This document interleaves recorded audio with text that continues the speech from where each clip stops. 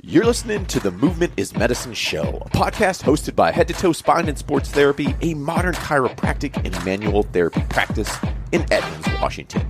Now, let's get into the show. Gentlemen, what's up?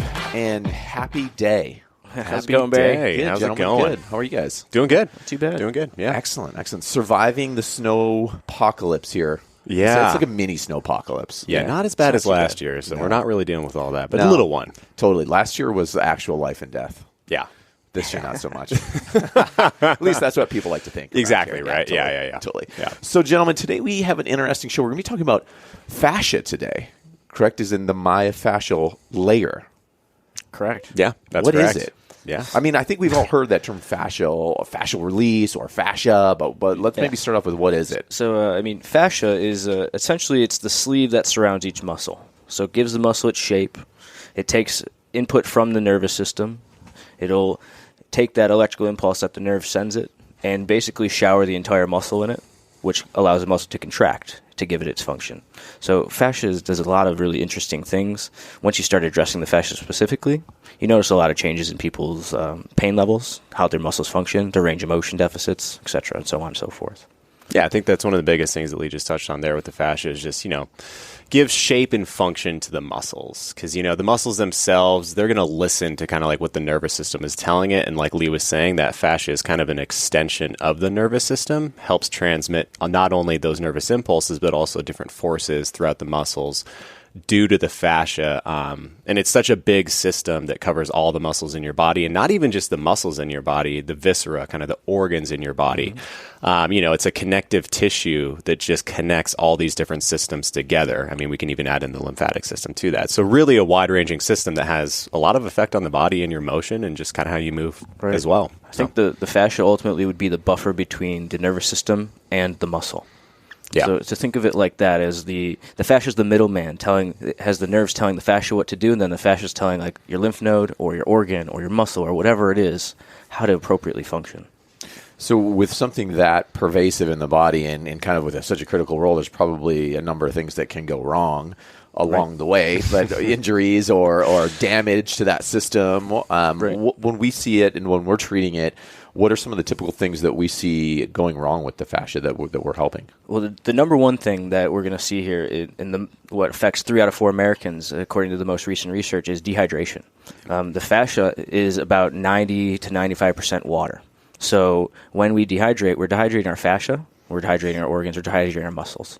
So the fascia being also like a water transport system, when you're dehydrated, we notice a lot of changes. The fascia won't be as supple; it'll be harder. It won't function as well because it's not going to be as moldable. It's going to be more stiff.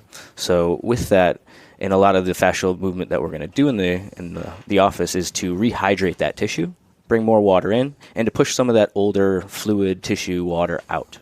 Yeah. So when we have that, like Lee was saying, when we have that dehydration kind of going on throughout the fascia, which I think a lot of people don't necessarily realize that they might be dehydrated a lot of times because, it's not just a matter of drinking water. There's a bunch of stuff we get into about how you would need to rehydrate yourself and everything like that. But that dehydration, does lead to a lot more stiffness in the fascia, and that's a lot of what we see, that stiffness in the fascia, which can then cause problems in the muscle itself. So it's not necessarily a muscle issue right off the bat. It might be a fascial issue that is causing the muscle not to function as well, because then we have stiffness. A lot of people talk about, adhesions in the fascia as well.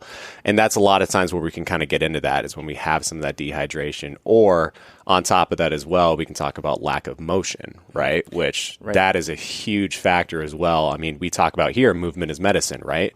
And that's definitely true when we're talking about the fascia. Like, you need to make sure that you're taking that through movement and then also having that tissue hydrated as well. Right. And that's, again, like dehydration doesn't necessarily mean you're not drinking enough water. It doesn't mean you don't have enough water in your system. It could be just something local, like the plantar fascia we've talked about in past podcasts. When that tissue loses water, whether that's because of tension or that's because of a lack of blood flow to the area, there's a lack of water flow to the area, it's going to dehydrate because the tissues need water to function. So whatever water is stuck in that area, it's going to leach that out, and eventually that water is gone. So the only thing that we're going to do to rehydrate that would be either we drink more water, but we need movement. So we use our lacrosse ball on the bottom of our foot. We do ART or Graston or some other technique like cupping or laser. It's more to promote that flow of the water because, again, the fascial system is a water transporter just as much as it's going to transport that nervous impulse. Honestly, it's not going to do one or the other. It's because it has a lot of water, it can support that electrical impulse because the water's a conductor.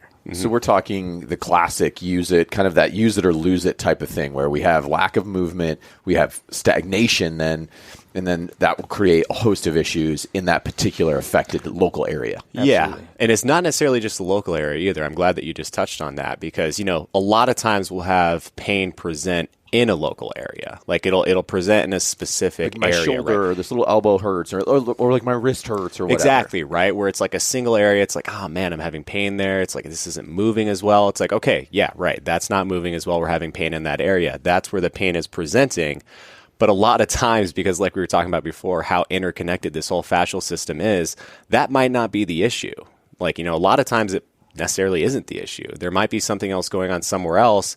And we can kind of get into a little bit. This is based on an Anatomy Trains book that, we'll reference here sometimes when we're treating people. And the fact that there are fascial lines that run through the body, right? And these are a lot of times functional fascial lines that run through the body that are connecting muscles that work together as you're going through movement, right? And just for the example, let's say like a wrist or a forearm or something like that, right? There's a fascial line that connects all the way from kind of like the side base of your skull down the backside, lateral side of your arm, all the way down into your hand, into your thumb, right?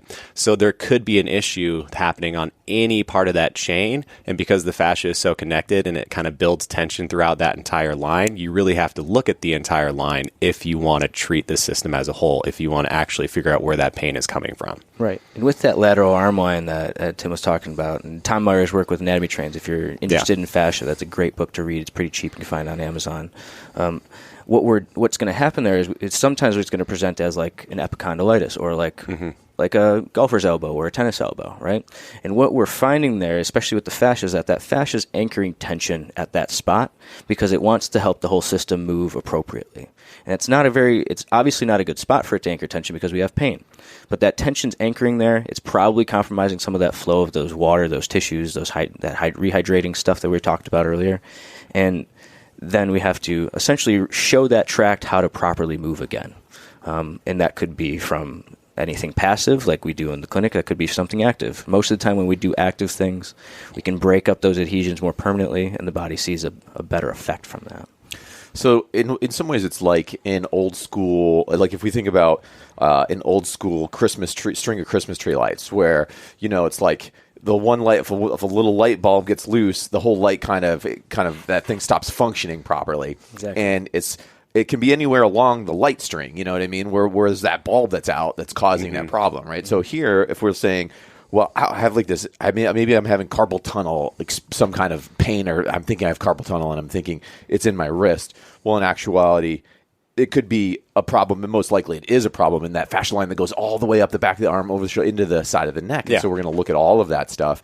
And then what you're saying, Lee, is that when we come into the clinic to treat that, we're doing some release on that, but then also some of the movement patterning, some of that active movement patterning and repatterning that we're then teaching and putting, say, a patient through is then critical for that, maybe like long term. Correct. I mean, and that's what makes us a modern chiropractic clinic, right? We don't just do an adjustment, a passive therapy, and then send you off on your way to hopefully fix it on your own. We get rid of that restriction, and then we support that by showing your body how to move through that restriction. So if I adjust your spine into a right rotation, your thoracic spine, to help you twist to the right a little bit better.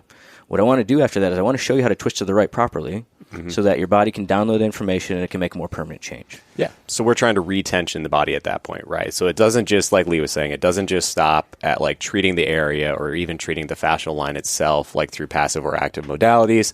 At that point, what we like to really get into here is, like he was just talking about, retensioning those areas, showing the body how to move correctly again so that those areas can function properly again.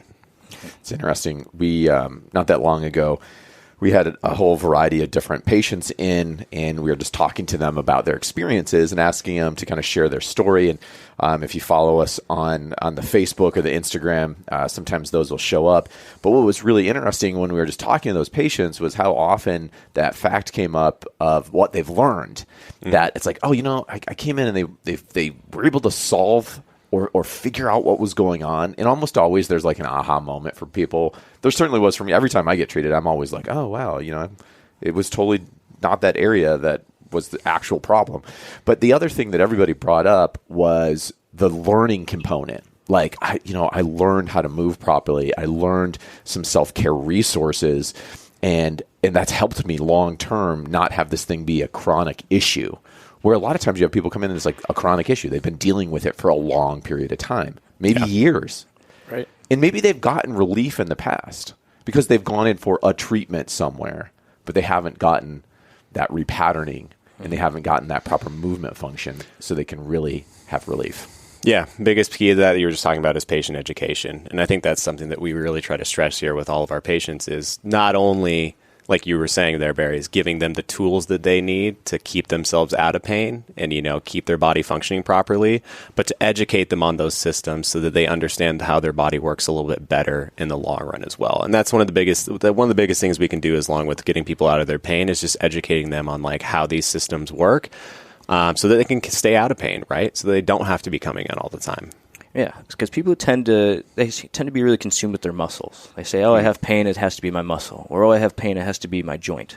They never think like, "Oh, like I have fascia pain because I'm not rehydrating or anything like that." That's more like our job as clinicians to kind of see that and educate the person on how to effectively deal with that.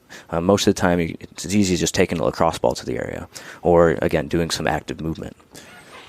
Yeah, so that's where we're gonna kind of default back to some of these tools that we're giant fans of: the lacrosse ball, the foam roller, and some other things, even like maybe like the rock.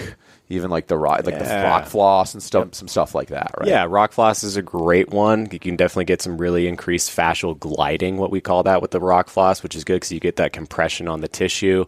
Also creates a little bit of lack of blood flow, and then once you release that, more blood flow can get into the area. You can kind of cycle some nutrients through that area as well. Because really, I mean, it's not just the fascia alone. I mean, that's definitely a big component that we look at, but no system ever works alone, right? There's a bunch of different components that work into this, whether or not that's the fascia plus the circulatory system or lymphatic system, or the muscles themselves as well. But I mean, you really got to look at all the systems that could be at play with all these different issues that we might see come up in the clinic. So the rock floss, great one of doing that. Another one that we like to use a lot here is the instrument-assisted soft tissue mobilization. That's using either like a plastic or metal tool to kind of scrape along the fascia. Factor is a certain paradigm that I'll use with that as well, which is taking the muscle through a certain motion as you're doing that scraping to really promote proper tension throughout the fascia going through motion as well. So that's another protocol that we can use here as well along with that. There's various other ones that we use here as well. Yeah, I mean, we can use things like cupping. We use the cold laser. Cupping is a really nice one because it decompresses the tissue and it can actually cause a negative pressure therapy. That's what we call it. So when you're thinking about anything that's in pain, when there's swelling that accumulates, it creates high pressure in an area. So if you want to pull swelling out of that, what you could do is you can go up the chain and put a lower pressure area by putting a cup, like say on your hip or something, to pull that swelling out of your thigh. So it's very like thermodynamically based. Like you're just looking for that high pressure to go to the low pressure. And oftentimes people don't think about the human body as something that you can affect with just simple means like that. We think because we think a lot and we're really smart, and we can do all this thing at our own will, that we don't necessarily understand that we also apply to science and what our world is doing around us. Totally. Yeah. This is where also I think if you have a daily, like a little bit of a daily movement ritual, this was, I think, where there could be real benefit in even something super cool, like maybe like a Tai Chi routine that you're doing. That'd be pretty dope. Or like a sun salutation type yoga type thing. And I know we have a CARS video. That's a great video. That's very kind of a technical video of moving through all of your joints and kind of getting your body to move properly. But that type of a daily movement ritual could be really beneficial as well. Absolutely. I mean, we've talked about like the Quench protocol in the past, and we're really big fans of it because it talks about those little micro movements. Like you're stuck in the same position at your desk, your arms are right in front of you, your back's going to be deprived of water, oxygen, nutrients in general. So if you do like a couple shoulder rolls, you pinch your shoulders back and forth, you feel a little bit better from that. That's because your body's got a little bit more nutrients in that area now. It's well hydrated. You just feel better when that stuff's nice and simple. Yeah. And it doesn't need to be complicated. That's the thing, is I feel like a lot of people think that, when they need to get movement in, it needs to be like, oh, I need to be doing this, this, and this. And it's like, no, start small. Like, it doesn't need to be something like drastic right away. Like Lee was saying, it's these little micro movements that can help, a lot of people with desk jobs. Like, just get up and walk for a little bit, like stretch a little bit, just anything like that you can do throughout your day to get a little bit of motion in is huge, huge effects from that. And like I said, does not need to be complicated. You don't always have to lift a weight. Yeah, no, you don't. No. But there you have it. Yeah. Simple movements can create massive benefits. Like small hinges can swing big doors. And we want to get that kind of blood flow, those nutrients back into that fascial areas, back into those muscles so that you're feeling fantastic when you move. And if you have an issue and if you're feeling pain, obviously come on in and we'll figure out what's going on. But generally speaking, one of the things that we're going to be looking at is what's going on with that fascial system as well. 100%. Absolutely. Yeah, absolutely. Thanks, guys. This was great.